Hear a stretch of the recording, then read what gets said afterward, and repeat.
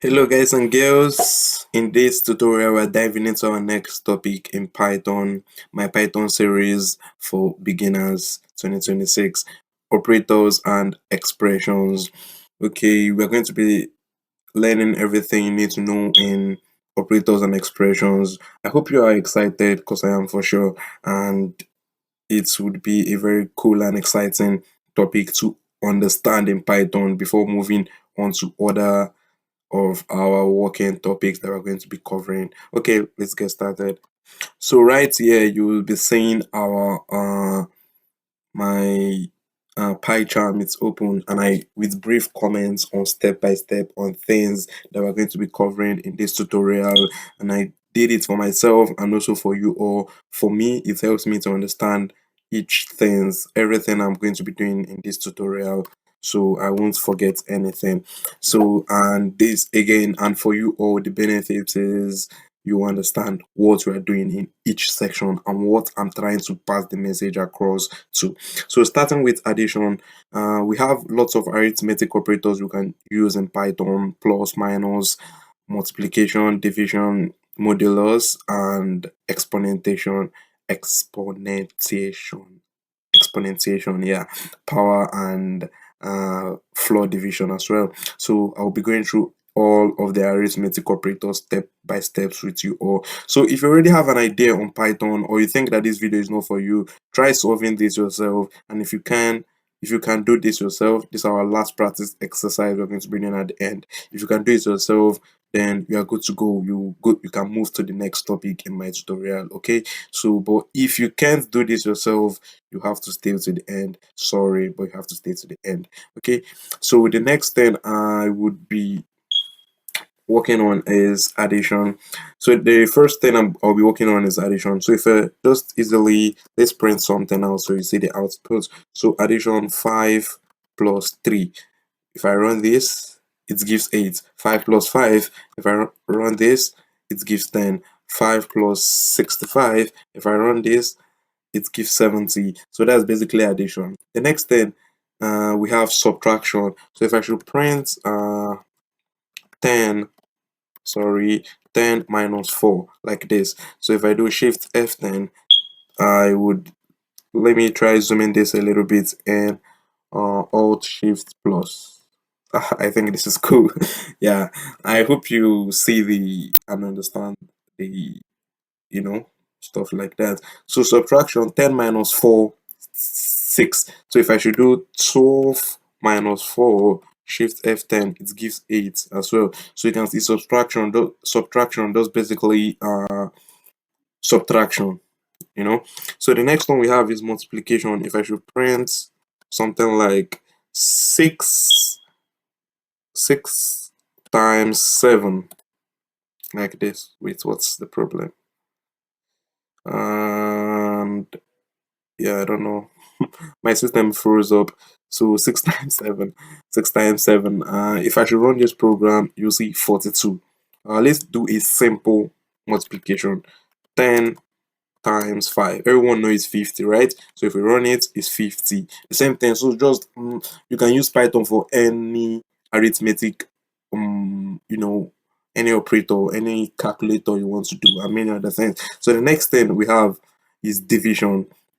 So division always returns a float. Let me show you why. So if I should print, let me print something like 10 divided by 2. So the sign is slash. 10 divided by 2, if I should run this, it gives 5.0. So what you see is that division always returns a float. Okay, so that's it. Division always returns a float. 10 divided by 2, this. So if I should do 10 divided by 5 and run this program, you'll see 2.0. So in Python, division always returns a float. So the next one we're going to be doing is the floor division symbol, the floor division sign. So what we're going to do is, if I should print something like 10 not dividing, we'll use double division and do 3. Firstly, let's test this. 10 divided by 3, if I should run this, it gives 3.3 and stuff. So, but if I should add an extra slash in front of it, it's now showing a floor division. So if I should do shift F10 and run this program, it gives 3. So no, it removes all those 3.33333. So in Python, double slash is floor division. It's used for in some cases like building random games and many other things. All these dies and many other things. But it's important, to be honest. So the next thing we have modulo. Modulus operator is very good for finding reminders, a popular fizzballs game, and even numbers and odd numbers, numbers that are divisible by 5. The modulus operator is very good and you need to understand how it works. So most people find it confusing, but basically it's very cool and understanding. A very good way I will say it is, let's say you do 10. It's just like, imagine this percentage sign for the modulus. It's just like dividing, but it just gives you the remainder. Okay, let's say 10 divided by 2. Does it have a remainder? It doesn't have a remainder, so it will give you 0 as the answer. So if you do 10 divided by 3, it has a remainder of 1, so it gives you 1 as the answer. So that's basically what modulus operator does. It gives out, it returns the remainder of the thing you're trying to work on. Okay, so that's just it. It's a very cool and understandable thing. So the next thing we're going to be working on is exponentiation power. Yeah, so the next thing I will print 2 3. So this, you'll be confused. I was this. I think that this, if you run this, it will give you 6. This is multiplication, right? So, but for exponentation, you double the asterisk. So what this is now trying to say is 2 raised to the power of 3. So it will give you 8. Okay, so you can do 2 raised to the power of 2 as well, and it would give you 4. You can do 5 raised to the power of 2, and it would give you 25. Okay, so that's what you need to know in exponentiation and powers. So the next thing we have is comparison operators. In my last video, basic syntax and data types, and if you haven't seen it, make sure you go watch it out. The next, I did just a basic thing in comparison operators, but I said that we're going to explain each of them in this video. So the first one I'm going to be working with is the double equals operator. It's also like comparison operator as well. So if I do 5 is equals 5, because 5 is equals 5, and if you try to do something like this, it gives an error. Why?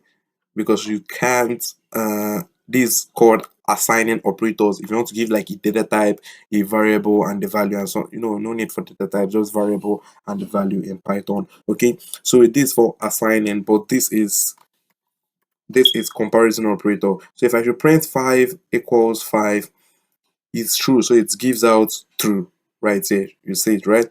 So the next one, if I should print out 5, so the next operator that is in our list is not equals. This operator is called not equals.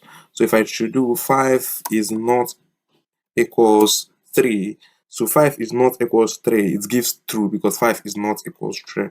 So if I should run this, it gives true because 5 is not equals 3.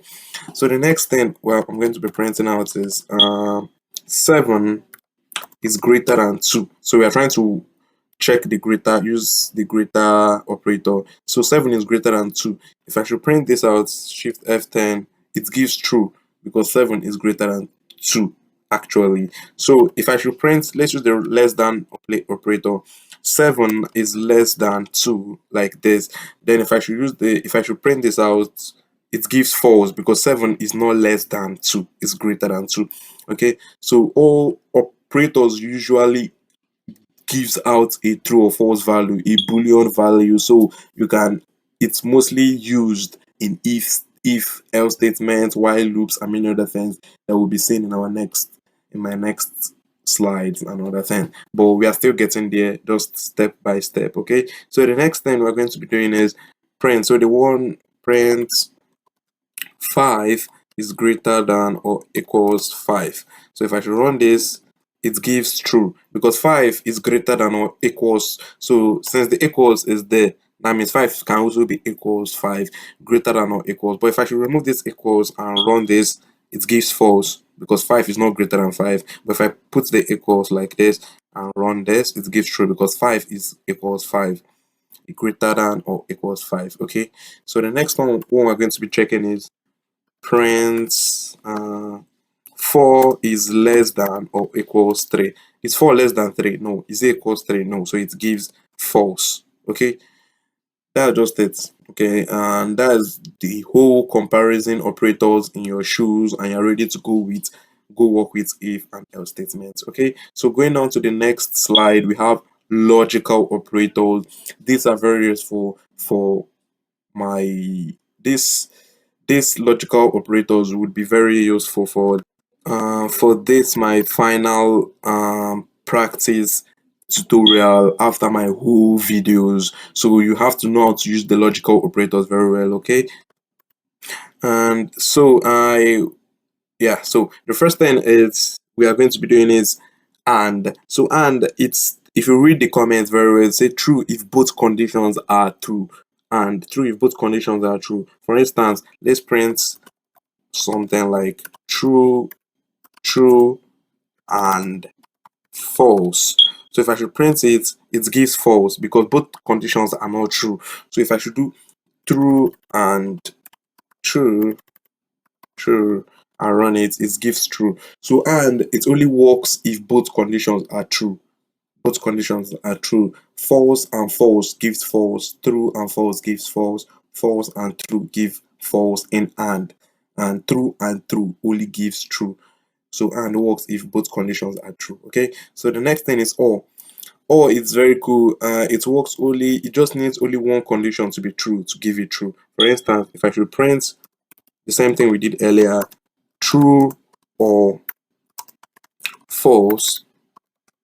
So if I run it, it gives true because one condition is true in all. So true or false, we give true. False or true, we give true. True or true, we give true. And but only false or false, we give false and or. So or it just checks at least one condition is true. Or it checks at least one condition is true. So the not operator is just easy to understand. It just flips the result. For instance, if I should print not true and run this program, you see false. If I should print not false and run this program, you see true. So it flips the result, not operator flips the result. Okay, so the next thing is casting. We actually did type casting in my last tutorial, but I'll just work on it with you guys now. Okay, so I'll just briefly work on it. So the next thing we have typecasting. You can see like int to string. Let's stop an int. So norm 10. So you can see basically, you know, this is an int because it doesn't have any double quotes or anything. So it's just a plain whole number. So it's an int. So to save it to string, what we're going to do is to print. If you want to print it, we'll now do str norm. So we'll surround it by print like this, just exactly like this. So you surround it with string and it's converting it to a string. So now this 10 is a string. So if you want to test it out, if you multiply the number now by 3, it doesn't do like 10 times 3 since it's a string now because we converted it to a string. If we run this program, it gives 10 10 10 because in Python multiplication means repetition. It just repeats the number. Okay, so that's it. So now converting from string to int. So let's say we have a normal text. I'll just call it text norm like this, and we'll just put it in a string with this double quote. That's how to know it's a string. So initially this is a string. Okay, so now if I should print, if I want to print it, let's typecast it, let's convert it to an int. So you put int and a parenthesis and cover your text norm inside the parenthesis just like this, like this. So if I should run this program, shift F10, shift F10, you'll see 20. So it's an integer. To check if it's an integer, so let's multiply this one by 3 and run it. Now it's an integer, 60. Yeah, because 20 is now an integer. But if I should remove the typecast that I casted it to be an integer and run it again, it gives 20 20 20 20. Okay, so that's just basically it. So if I should run this, it gives 60, just like this. So the next one is int to float. So to convert int to float is just the same thing. Let me just print, to make this quick, I'll do print float in parentheses, I'll cover int. You know 5 is an int because it's a whole number. So if I should print this out, it gives 5.0. It's converted to a float. Okay, you see, that's just it. So the next one is converting to a boolean. Boolean, what you need to know is that boolean values, if it's null, zero, empty string, it returns false. But as long as there's something in the string, it returns true. For instance, let's print, we'll convert 0 to boolean value like this, and let's print another thing. Let's convert this first. So print boolean 0. So if I should run this program, it gives false.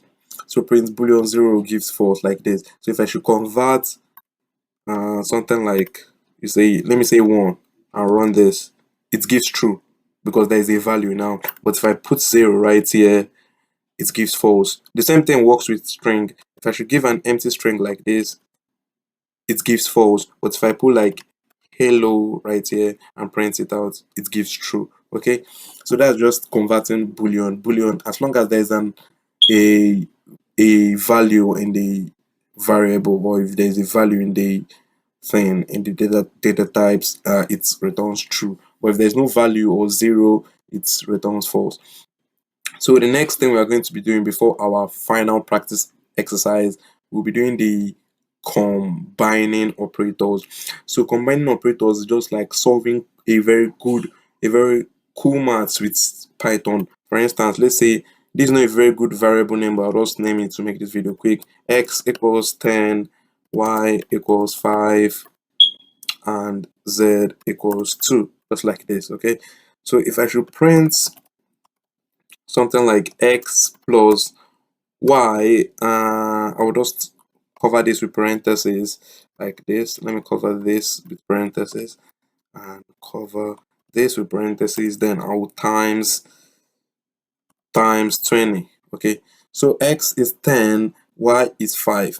So firstly, just like doing board maths, because Python follow board maths as well, so it does the parentheses first before it do the multiplication. So if you see, if I run this program, it gives 300 like this. It gives 300 because you are multiplying, and you know it gives 300. So 10 times, sorry, not times 20, I mean to say times z. Sorry, let's times it by z. So if I should run this program, it gives 30 like this. So but if I should remove the parentheses, it does the multiplication first like this.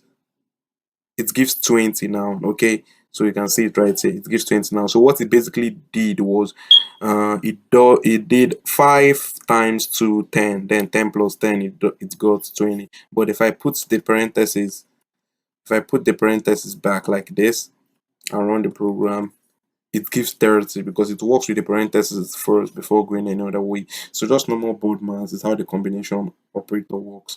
Okay, so the next thing we're going to be doing is the practice exercise. So the practice exercise is, firstly, you can try it yourself and I'll give you time. Ask the user for two numbers, print their sum, difference, product, and quotient. Check if the number is greater than the second number, and then use logical operator to test if both numbers are positive. So this is just a very brief way to check your understanding of this our topic, and I'll give you time to work on it. Okay, great. I hope you are done and you got a very good question, a very good answer. There are many ways to derive the results, but I'll do mine because how I understand mine. So the first thing, when writing Python code, go understand the equation and move step by step. So the first thing, they ask the user for two numbers. So the next thing you do, num1 is equals, so convert it to an int since we want to print difference, sum, and product and quotient. So we'll convert it to the input to an int.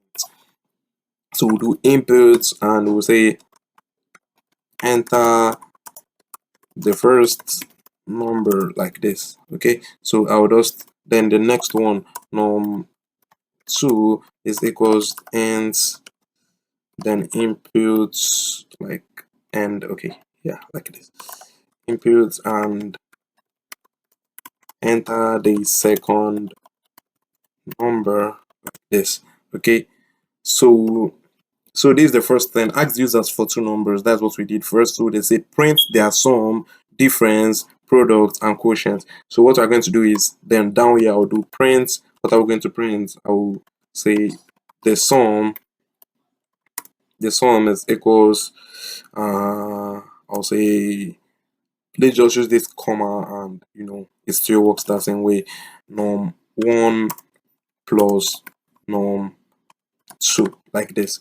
So I'll just copy this so we won't waste much time. Like, wait, hold on.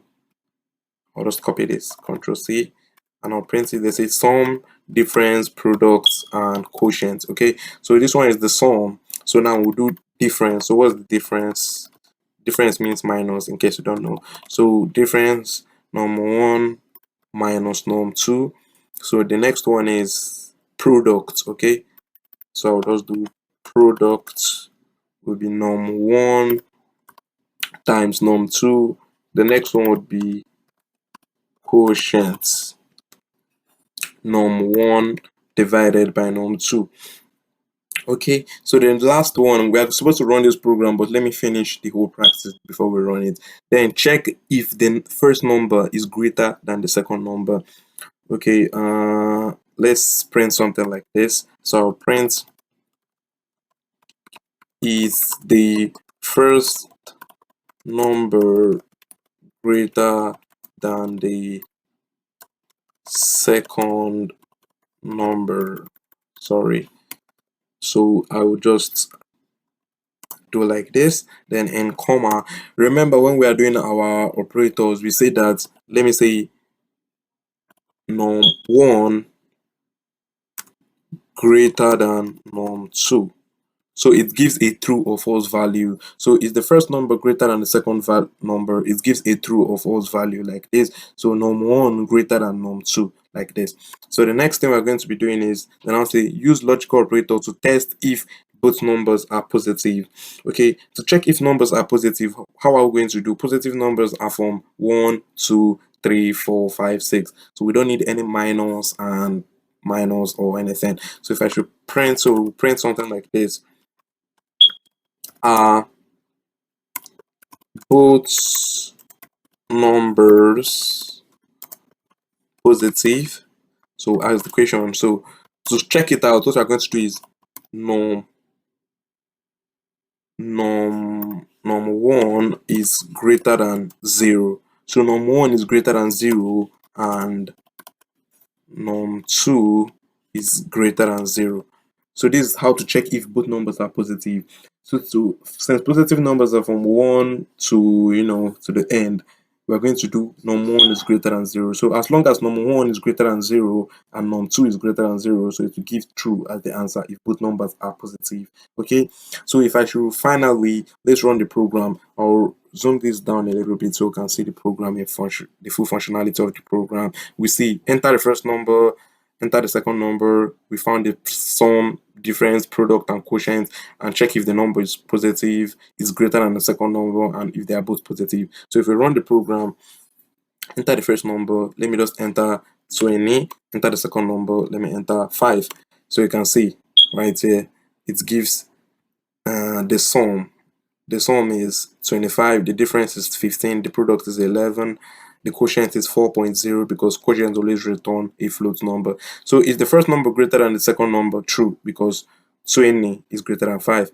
Are both numbers positive? True, because 20 and 5 are positive. Okay, let's do another different thing.